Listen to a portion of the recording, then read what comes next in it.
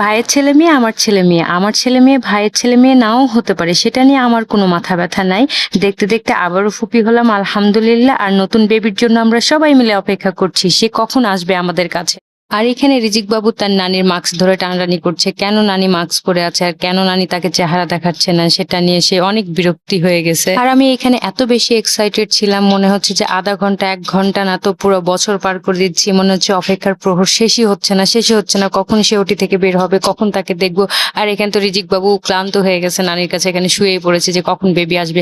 এই তো আমাদের বেবি চলে এসছে, মাশাআল্লাহ সে অনেক সুন্দর হয়েছে দেখতে।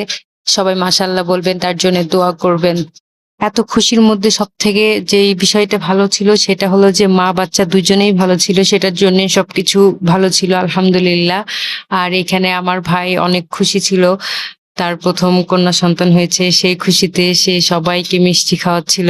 তারপরে এই মুহূর্তটা আরো বেশি সুন্দর ছিল, এইখানে বাবুকে জমজমের পানি খাওয়ানো হচ্ছিল, সে মাশাআল্লাহ অনেক চেটে চেটে খাচ্ছিল। এটা দেখতে আমার অনেক ভালো লাগছিল। জমজমের পানি খাওয়া শেষ, এবার বাবুর কানে আজান দেওয়া হবে। আর আজানের কণ্ঠটা মাশাআল্লাহ অনেক সুন্দর ছিল, আপনারাও শুনেন। أشهد أن محمد رسول الله حي على الصلاة حي على الصلاة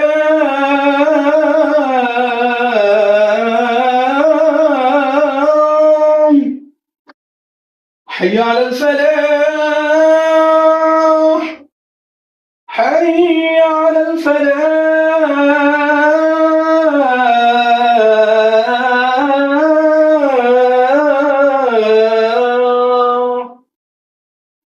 الله أكبر الله أكبر لا إله إلا الله